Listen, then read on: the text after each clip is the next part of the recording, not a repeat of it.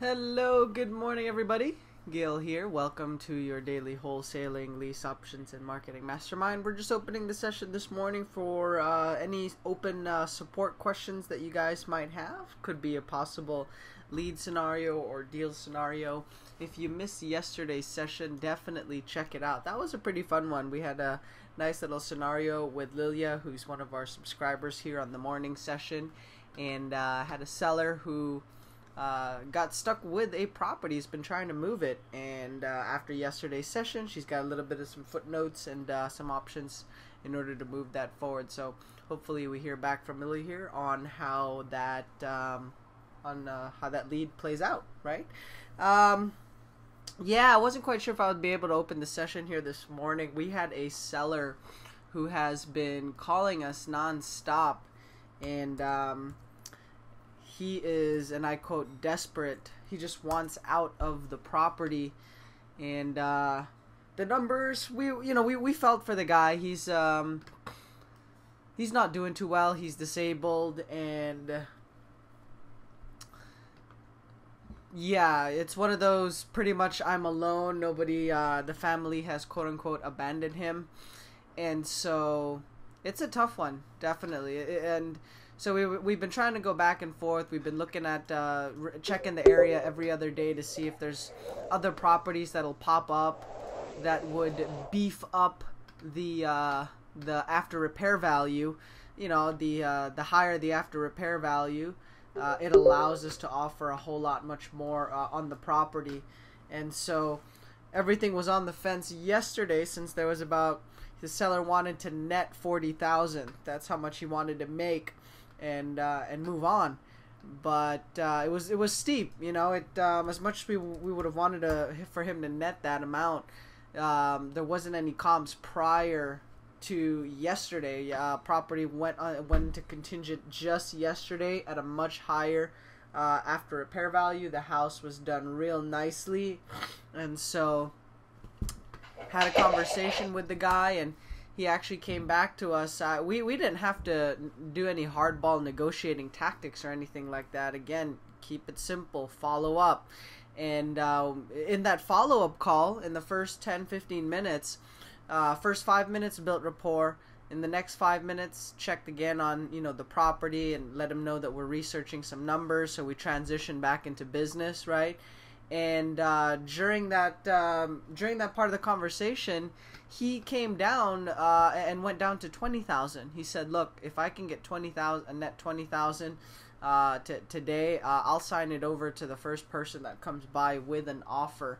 And so we were quote unquote comfortable, or at least we were on the fence about 40, and now we're down to Hi there. Him netting 20. So it's looking like an interesting one. I have somebody on my acquisition team that's going to go after that here today, if in case I can't. And I'll give you guys feedback and updates on that. So hopefully we'll have another rehab here that we will open and start on. Bill, wanted to touch base with you. Lilia's on the session. Hey, Lilia, how did the follow-up call go? And any updates there? If not, that's okay. Just let us know. Business as usual. You're checking on all the other leads. I definitely recommend, if I know you're part of the group coaching and you're calling on some leads locally there in your market, we do have another market available, which we can joint venture on deals on. These are my local markets, my virtual markets, where we already have everything in place. So if you call on the leads, we can work out and build you in a wholesale assignment fee, referral fee, commission, whatever would apply to your situation and to your local market. So Bill, while I think today might be a perfect time for us to kind of revisit the information we need when somebody submits a lead or a deal. Basically have a questionnaire or template of what details they would need to bring, so that we can say, hey, this is a good lead, hey, this is a bad lead, or here's the information you need to get, and that way we can streamline the lead or deal submission process. What do you think? Yeah, I mean, first of all, obviously it depends on what kind of lead it is. I mean, if you're looking at a typical traditional wholesale deal, then usually in some markets it's 65% of the after repaired value. In some markets it's 70, and excuse me, some markets it's actually higher. So it just depends on what's going on in that particular market. So that's the first thing. So the first step is to find out, what the after repaired value of the property will be. That's the very first step that you need to do. So what would the property sell for when it's all fixed up? So you need to comp the property out. You need to have a comp source in your area, whether it be Redfin or Zillow or one of those that's accurate in your market. If you have access to the MLS, all the better. In some cases, the assessor's office in your local market will provide you comps as well, as it does in ours. So you need to find a good comp source, and you need to find out what the property would be worth after it's fixed up. The next thing you need to do is determine, we're talking about a traditional wholesale now, is you need to find out, what the estimated repairs are. And in most cases, it's going to be, use the formula that I use. It's going to be 5 to 10, 10 to 15, 15 to 20, 20 to 25, 25,000 or above. It's going to be in one of those categories. Run through those categories so for me again, Bill? Yeah, it's 5 to 10,000. So there's 5 categories. So 5 to 10, 10 to 15. Oh, sorry, hold on 1 second. Finger got stuck here. Okay. 15 to 20.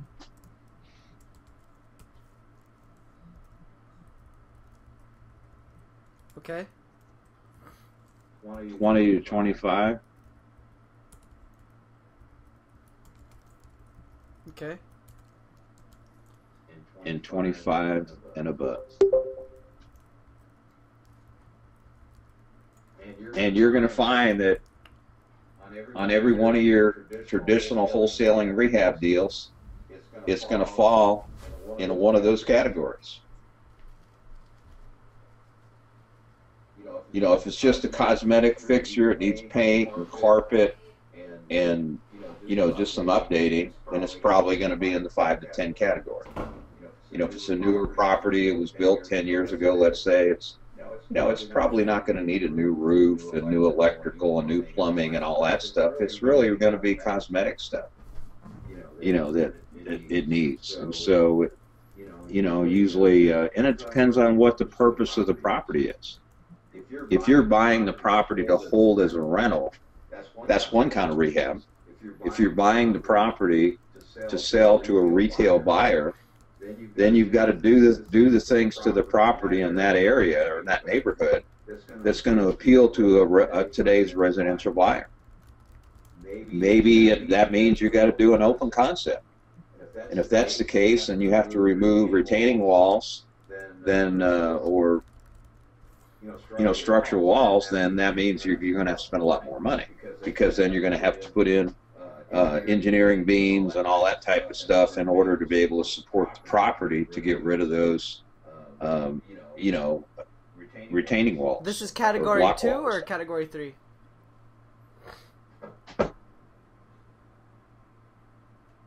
Well, I'm just talking about, you need to know what your market is doing, if it's going to be truly a retail property. So,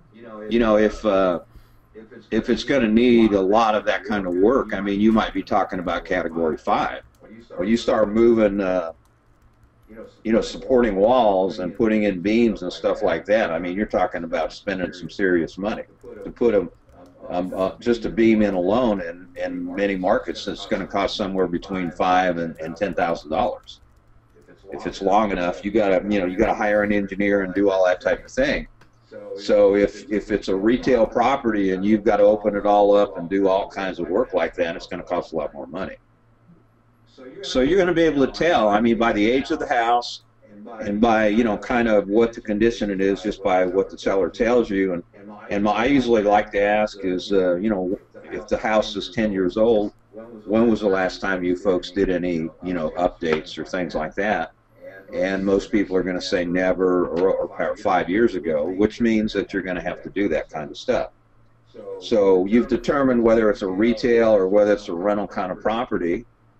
So you know what the fix-up is, you know what the after-repaired value is. Now you can calculate your numbers. So if in your market 70%, we'll just say the after-repaired value is 100,000. If 70% of the after-repaired value is the good number in your area, then that would be $70,000. So what that means is you take the after-repaired value times our factor. In this case, that would be 70%, and that's it, and that would equal $70,000. And what that means is $70,000 is a figure that you arrive at after you multiply it by the factor. Then you have to subtract whatever the repairs are going to be. Let's say they're $12,000. So $100,000 times 70% of 70,000. And if you've got $12,000 in repairs is your estimate, then that would be $58,000 would be the remainder.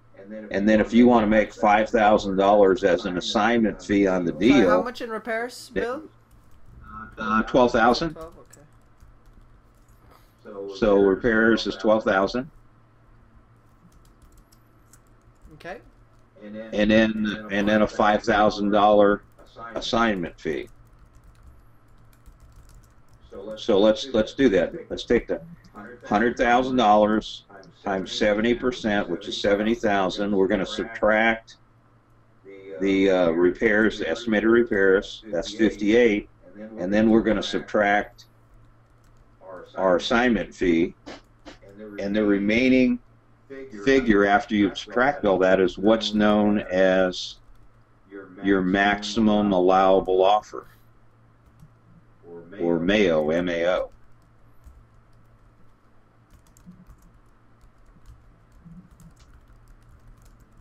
Okay. Let's see, I think that's going to be 53 even, Gil.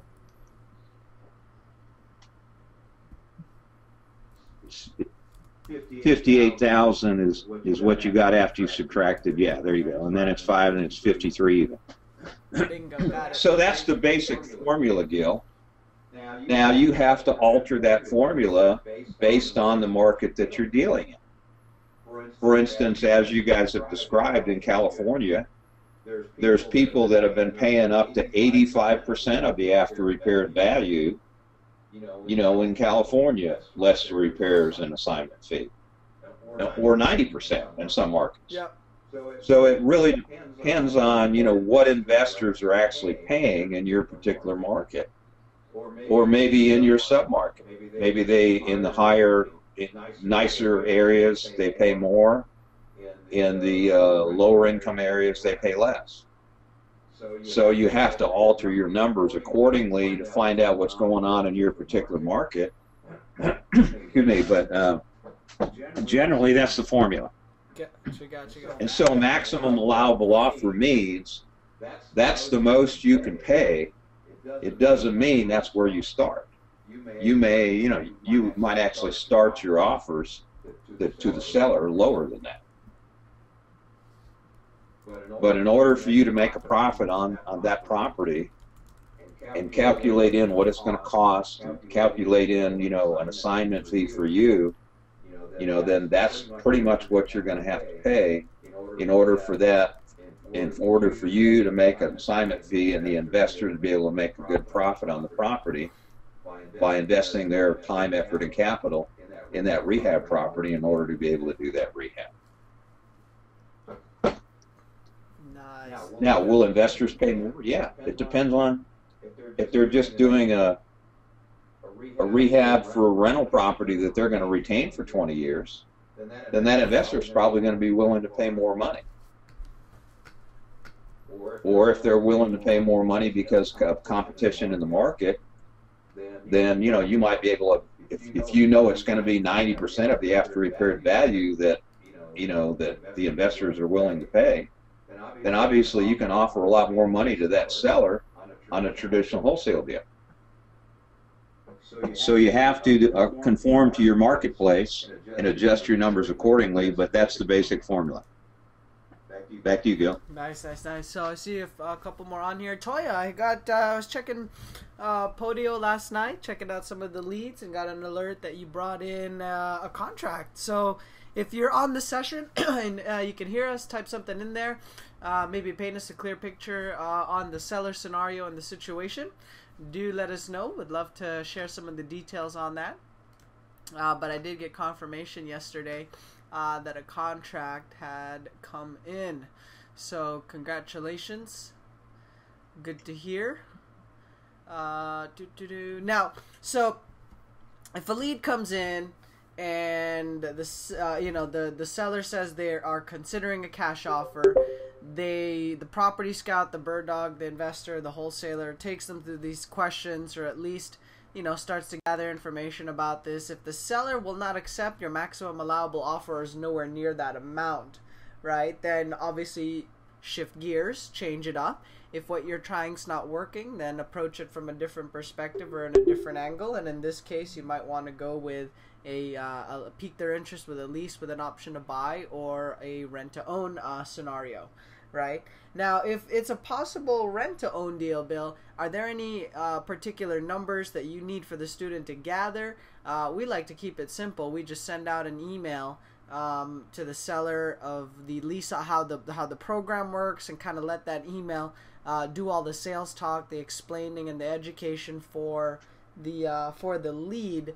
And if they come back and say, yeah, we'll consider it, then we start talking to the seller, or we'll bring it for submit it for a deal consult or a possible joint venture. Is there any particular info you need if it's looking like a rent-to-own deal, or just verification that the owner would even consider something creative or owner financing? Well, we go through the scenario. I mean, it pretty much when you initially find out about the property, and then about the circumstances around why the seller's selling, and in some cases you can even get how much they owe, then that's going to tell you at that point whether or not you're dealing with somebody that would even consider a traditional wholesale. For instance, if it's a $100,000 property, and we're using that figure because it's an easy number to track audio-wise. I know the average price in California is $500,000, and I know in other markets $150,000 is the median. So let's just use $100,000 so we can easily track that number. Well, if they already owe $70,000 on the property, then you're not going to be able to do a traditional wholesale deal. If it needs a lot of work and it's they already owe 70 on it, then you can't do a traditional wholesale. They owe too much on the property already. So that automatically is going to move you towards a lease option strategy, probably, or taking over the property for what they owe, if they're willing to do that. But let's say they're not willing to do that, but they are willing to consider, a rent-to-own or lease option. So that's what we ask them is, suppose the property doesn't sell, Gil. Are you just going to rent it out like most folks in the neighborhood are currently doing? Or, what are your plans? And you say, well, yeah, we've thought about that. I said, well, let me ask you this. If we could find somebody that wanted to rent it, but also wanted to buy it shortly thereafter, would you consider something like that? And they go, yeah, I've already talked about that with my wife. And so, well, great. So they would consider, rent to own, and then you tell them a little bit about your rent to own program of how you pre-screen the tenant buyers effectively. You do credit and background checks, you verify their income.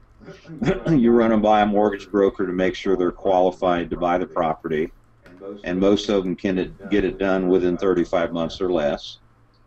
And then also they take care of the day-to-day maintenance, so they don't have to worry about getting any calls about stopped-up toilets or leaky faucets. And so what you're looking for is you're looking for the person that wants to buy the property and has a homeowner's attitude, and they're looking for a home for them and their family, and that's the kind of person that you're looking for. And so you'll do all the pre-screening, You'll market the property, you'll show the property to the tenant buyer, and then when you find somebody that's qualified, you'll present them to that seller, and the seller gets to make the final decision. And as long as their decision is based on the economics and not anything in violation of fair housing, then they get to make the final decision on who's going to move into their property. And then with that, you get their contact information, you verify their phone, you ask them if it'd be okay if you send them an email, get their email address, because you want to send them some additional information about the program, and you'll detail it in great detail, and then send your letter of intent or marketing agreement as part of that email, and let them know you're going to be sending that by either today or by tomorrow at the latest. And then is it okay to give them a call in a day or two to check back with them to see if your lease option strategy could work for them. And that's kind of what you do, and you follow up, and if they're ready to make a move, then you go ahead and negotiate and finalize the deal with them. If you're operating virtually, if you're locally, I would recommend that you go ahead and go visit them personally and have all the paperwork ready to go and have them approve that, and then you've got your documentation now that you can legally get started marketing their property and doing all the things necessary to find a tenant buyer. So that's what we do. Back to you, Gil. Awesome. Alrighty. So no other inquiries are popping up. It is Friday. Don't want to keep you guys longer on the session if we are good to go or if it's business as usual here today. Just a reminder to definitely get your marketing out. If you are building out a property scout or a local bird dog network, make sure you place your ads on Craigslist tonight going into the weekend, so you can capture all the traffic and the weekend eyeballs on Craigslist that are looking for gigs, weekend gigs, weekend part-time events, something to earn a little bit of extra cash, or those that are looking for part-time or full-time opportunities. So definitely get your ads placed in there. Yes, we will be back first thing on Monday, so we'll definitely see you guys there. Have an awesome weekend, Bill. Okay, you too, man. Bye, everyone.